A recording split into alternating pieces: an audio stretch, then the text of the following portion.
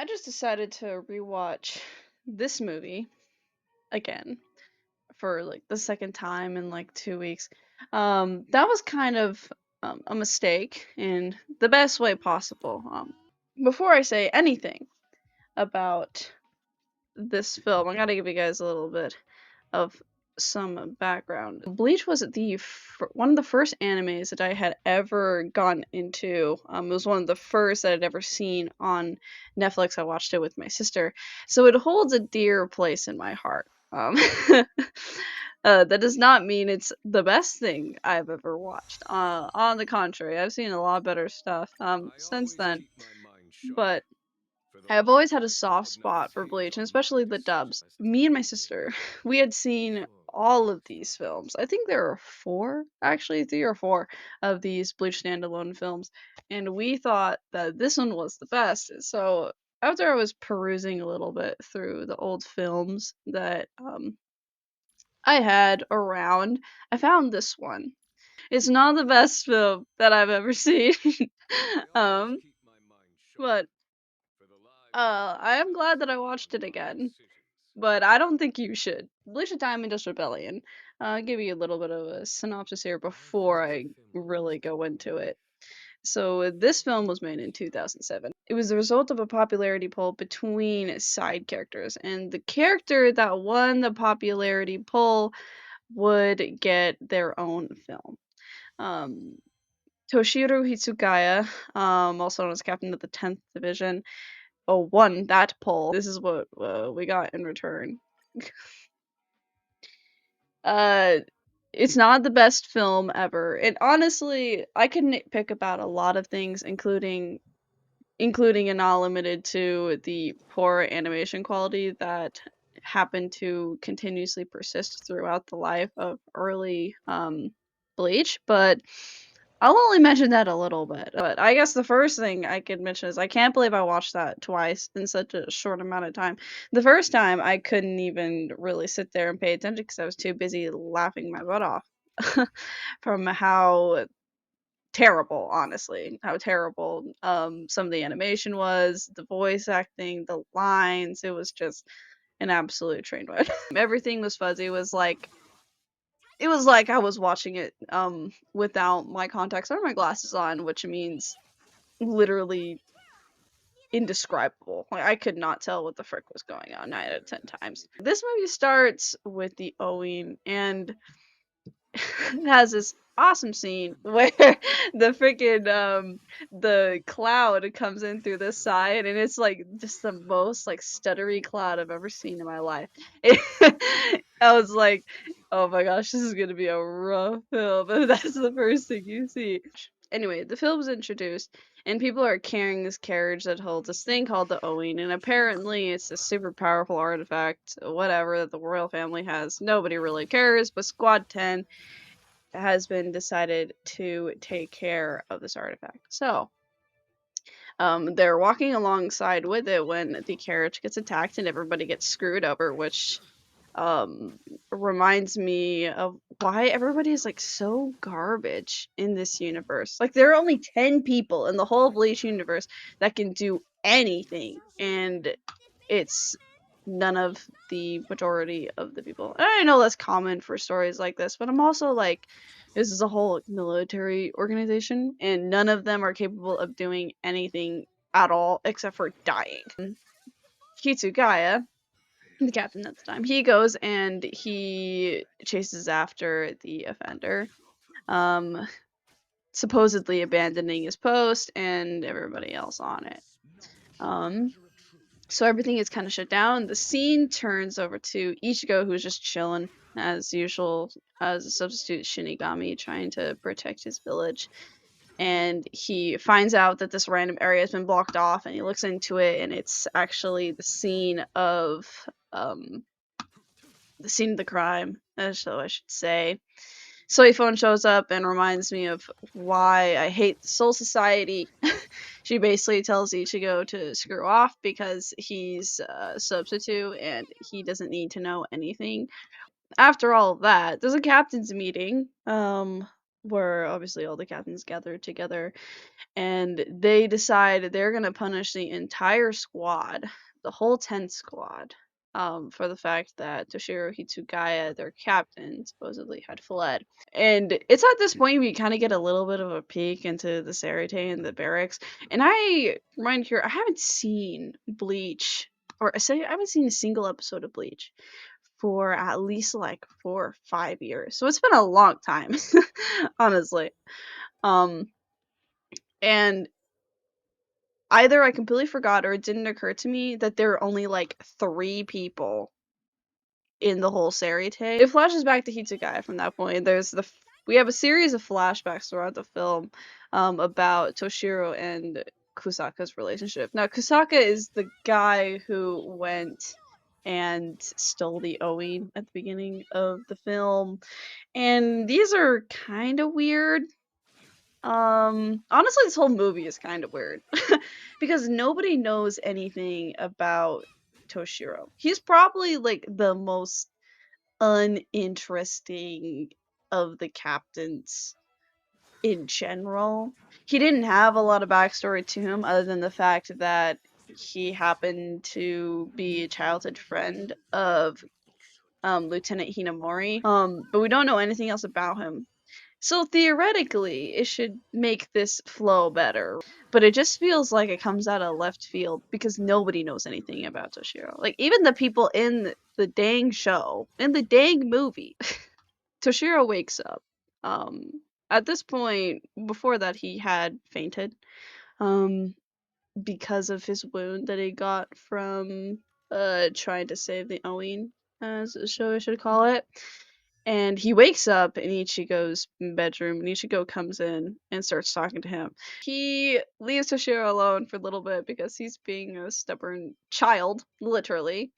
Um, and Toshiro tries to sneak out, and Ichigo follows him, and they have this weird confrontation.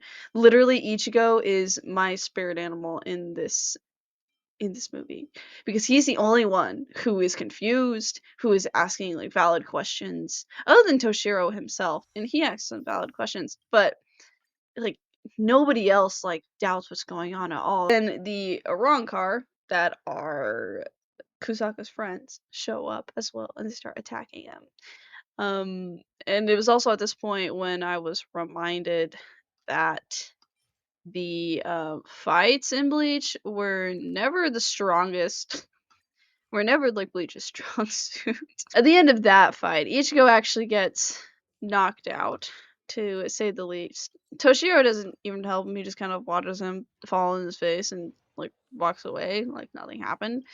And we get a second flashback. This flashback is the execution, basically, of Kusaka by Central 46. There's this whole section after that where Ichigo talks a little bit with his friends as well, and they start talking about Toshiro being Toshiro and hiding everything from everyone and hiding away. There's one thing I can say about this movie. There are like these really randomly deep moments where like the writers were trying to like insert some like actual sentiment in there. There's really only one time that this works. At least only one time that this worked for me, and it's literally at the end of the film. Um, but there's also like a really bad sense of tonal whiplash too. Because there are moments in this where they'll be laughing and they'll be like, "Oh, just kidding! I have to give you some serious news," and everybody's like sobbing the next moment, which is weird. But we go through another series of flashbacks, but this one's with Hyorin Maru and where he gets manifested. It's more of how Kusaka manifested Hyorin Maru and Central 46 being Central 46 and saying that they can't have the same Zanpakuto. It cuts a little bit to the captain of the 8th Division. At this point, they're investigating who Kusaka is because Toshiro had mentioned the name to Ichigo before he left him in his unconscious state on the ground. So they're investigating who this Kusaka person could be, and it turns out Captain Kyoraku I can barely say his name right, is the only one who figures anything out. But unfortunately, he doesn't even get to do anything. Because before we get to see any of their actual confrontation, um, Captain Kyotoku ends up going out by himself and facing Kusaka. But before we get to see what actually happens, it cuts again to Toshiro, who has been found out by the Soul Reapers, and he fights against them, and somehow in his super weakened state he wins and defeats all the other Soul Reapers, which again, why are only 10 people in this whole universe worth anything? It cuts again to the healing division, and it shows that the captain of the 8th, the one who just encountered Kusaka, was just admitted to the hospital, and it's all this big fuss. Like, he needs all the surgery to stay alive, which, again, I have another problem with, because this guy is one of the oldest Shinigami in the whole freaking civilization of Soul Reapers. At least one of the oldest ones that are actually powerful, and he just like lays down and gets knocked over for the next like 25-30 minutes of the film. It's like awfully convenient for someone, the only person who understood what the frick was going on. But it's like, it's at that point when they start suspecting that maybe there might be two people that have the same Zanpakuto. It cuts back to Ichigo and Rukia, and they end up having this battle with Kusaka and the two Arrancar girls. There's a lot of things I could say in particular about that battle, but there's another flashback that happens in the battle, because lo and behold, there's another thing that Zanpakutos can apparently do, and that's like speaking to other Zanpakutos and their wielders through battle. But you basically see Kusaka's death here, which is interesting, because here's the thing, they have them fight. They have Toshiro and Kusaka fight each other, because they're like, only one guy can be the master of Yorimaru, right? And Toshiro wins, but he doesn't win because he kills him. He wins because he just has like higher skill level, and so the council's like, okay, I think he wins, and then they just send the assassins of Squad 2 to take care of him. And it's like, why did they have to kill him the way that they killed him? They send the assassination squad there, and they stand there. Kusaka's still there, like, he hasn't won yet. I'm still standing. I'm still alive. I can still fight for Maru. And the squad comes up and they're like, no, you're gonna die. But for some reason, they don't just, like, kill him. They just, like, stab him a lot. And so blood is everywhere, and he's, like, all mad and vengeful. And I'm sitting there, as part of the audience, just thinking, why? Like, why? Why did it have to be in such like a brutal manner? Like, couldn't they have just gone once? Like, I think they literally stab him like 5 or 6 times before he dies. I'm like, well, couldn't you have just done it like once? From the flashback, it goes back to the fight between with Ichigo and Rukia against the two Rankar. At some point, Kusaka leaves, right? To go find Toshiro. Um, Rukia never uses her Shikai, which pisses me off. The music still slaps, though. I will say that. And there's this super weird and sharp transition back to Toshiro, who finally finds Kusaka. And I'm proud to say that at this point, Toshiro actually has like valid and normal questions for the guy. From here, we kind of got the end of the film with the attack on the Seirete by Kusaka. Toy Phone is basically the representation of the whole Aizen arc, not willing to see past the orders that are given to her, and basically willing to murder anyone who comes across her way or she's ordered to murder. The dialogue during this whole scene is interesting at best. I had once watched this video about someone complaining about how a lot of films these days don't treat people as smart. Like they have to explain everything word for word, where people basically aren't trusted anymore to understand what is given to us through the screen. This scene is the dialogue in the scene is literally the perfect representation of that. Because so they start fighting. Toshiro and Kusaka start fighting, right? And Toshiro was like, I never meant to join you. And Kusaka yells back at him, like, well, then why did you follow me anyway? But then they start fighting, and the people behind them start talking.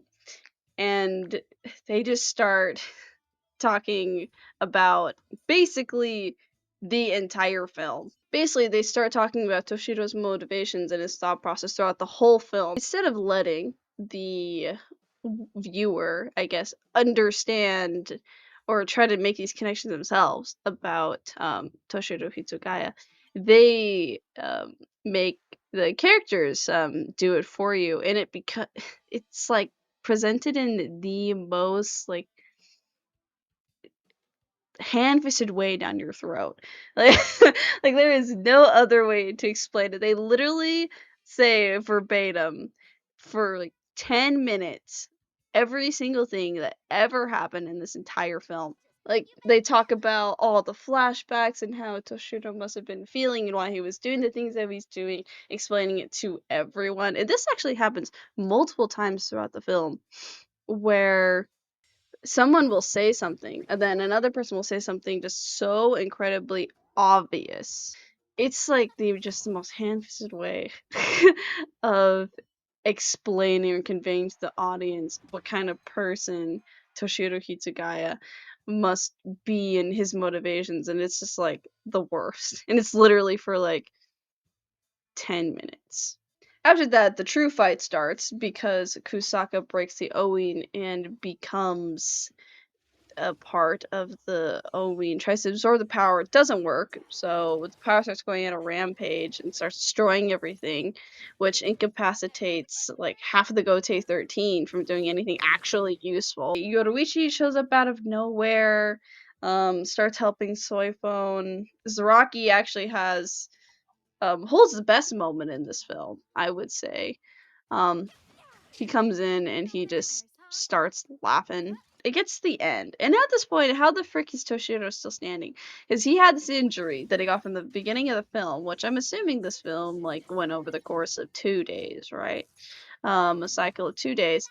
And he's still standing just fine and fighting off Kusaka, who was able to incapacitate the captain of the 8th Division.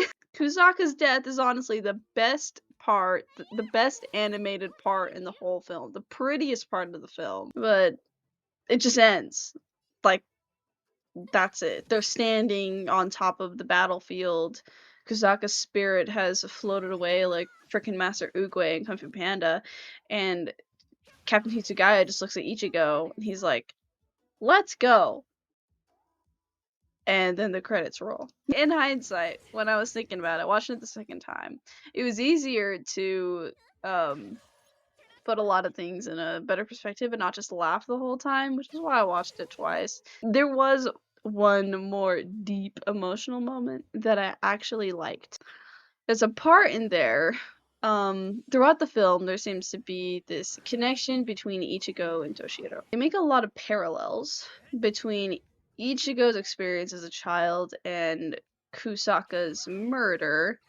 And a lot of those comparisons are super cringy, but there's one that I really liked. It was like the one part of the film that I thought had a bit of like realistic wisdom, I guess I should say. The only part that I thought was like genuinely really worth watching. But there's a section where Ichigo is having his flashback, where he's after his mother had died. And this is like detailing the parts when Ichigo would just